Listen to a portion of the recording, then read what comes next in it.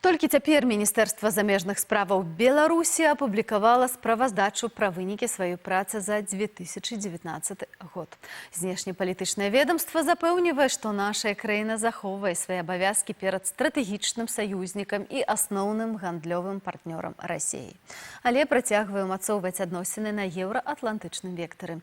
Якія яшчэ дасягненні ў замежнай палітыцы былі летась і ў чым былі паразы, разбіраліся Настя Іліна і Усевалад Шлыкаў.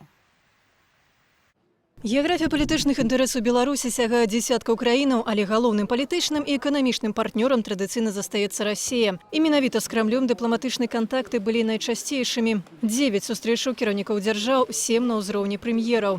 Амаль усе яны тычыліся праблемы глыбокай інтэграцыі. Да саюза не дайшло, але ці гэта перамога нашай дыпламатыі?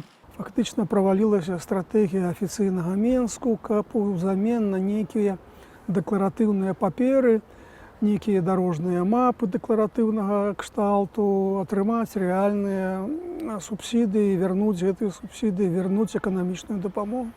Эта стратегия провалилась, что называется, с треском. Не менш спектакулярна, ажно на 2 мільярды 55 мільёнаў долараў знізіўся і айчынны экспорт. Менск вінаваціць у гэтым красавіцкі скандал з пастаўкай бруднай нафты і фактычнае прыпыненне экспорту чорнага золата з Расіі. Ужо сёлета. На пачатку месяца бакі дамовіліся пра сусветныя кошты па нафце. Цяпер, калі гэта пытанне, відаць, закрыта, ці варта чакаць аднаўлення інтэграцыі? Зараз усе ініцыятывы, што тычацца інтэграцыі, еўразійскай інтэграцыі, беларуска-расійскай інтэграцыі знаходзяцца ў крызісе і нейкіх ініцыятываў чакаць не даводзіцца. Хутчэй мы будзем мець застой у гэтым накірунку. Дзе бачны прагрэс, дык гэта на заходнім кірунку. У жніўні Беларусь наведаў дарадца прэзідэнта ЗША па пытаннях бяспекі Джон Болтан, а ў верасні намеснік дзяржсакратара Дэвід Хейл. На пачатку лютага Мінск прыняў самога кіраўніка амерыканскай дыпламатыі Майкла Пампеа. Ці адліга ў стасунках з Амерыкай гэта сапраўды прарыў айчыннага МЗС? З Вашынгтонам зараз мы назіраем даволі значны прагрэс,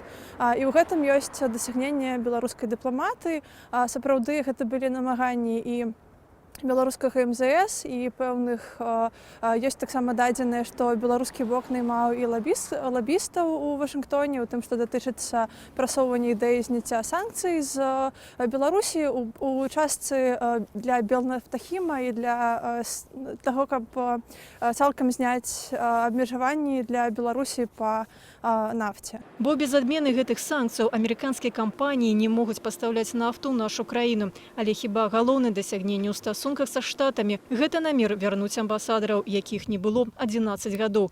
Неафіцыйна ўжо вядомае імя будучага амбасадара. Ім мае стаць намесніца асістэнта дзяржаўнага сакратара па еўрапейскіх ды еўразійскіх справах Джулі Фішер. Яна мае за плячыма працу ў пасольствах Грузіі і Кіеве. Менск пакуль трымае інтрыгу. Калі назіраць ужо за працай Олега Краўченка і таго, колькі ён праводзіў сустрэчаў, наколькі добра ён ведае амерыканскі эстаблішмент і наколькі, у прынцыпе, ён стварае прыязнае ўражанне сярод амерыканскіх think-tankаў і экспертаў палітыкаў, з якімі ён застракаўся. Ну, хіба вось асоба такая, як ён, гэта добра б стварала такі прыязны імідж Беларусі ў Вашынгтоне. І яшчэ адзін буйны заходні партнёр – Еўрапейскі звяз. За 10 год працы ініцыятывы ўсходняга партнёрства Украіна, Малдова і Грузія здолелі падпісаць асацыяцыю з Еўрапейскім звязам. Беларусь, як Арменія, Азербайджан у Еўропу пакуль падобна не спяшаюцца. Як і кіраўнік Беларусі не наведвае і палі самітаў усходняга партнёрства,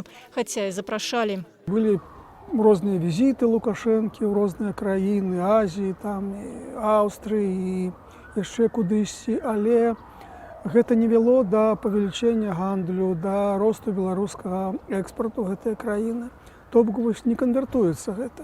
І калі Грузія, Малдова і Украіна маюць з Еўрапейскім звязам без віз, Беларусь увесь мінулы год выгрызала кошт шенгенскіх візаў па 35 еўра. Што праўда, па такім кошце беларусы змогуць афармляць візы толькі з чэрвеня. Што датычыцца падпісання візавага пагаднення, гэта даволі адносны прагрэс тым лікам, што гэтыя перамовы маглі праводзіцца і пагадненне магло быць падпісанае хіба там 10 гадоў таму і хутчэй запаволеныя былі па віне беларускага бока.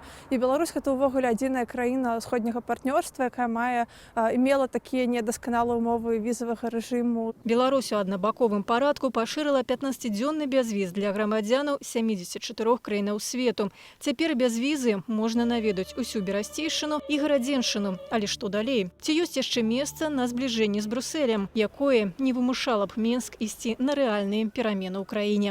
Нейкіх прарываў чакаць цяжка.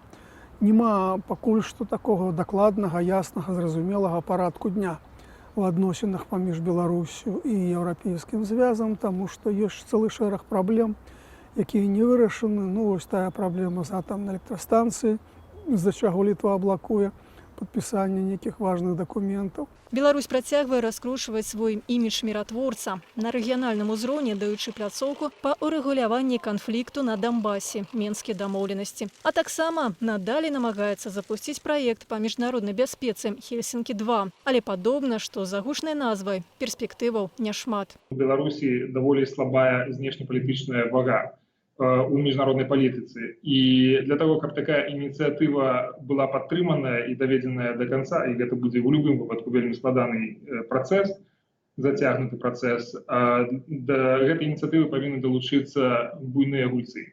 Я не гавору нават пра Расію, а я кажу пра краіны такія як Германія, Францыя, безумоўна, Злучаныя Штаты. То бок, з аднаго боку, месца да манеўру ёсць, паляпшаюцца дачыненні з США і аб'яднанай Еўропай. Але наступныя крокі ў гэтым кірунку будуць патрабаваць палітычнай волі, якой пакуль што стае толькі на тое, каб адбівацца ад інтэграцыі з Расіяй.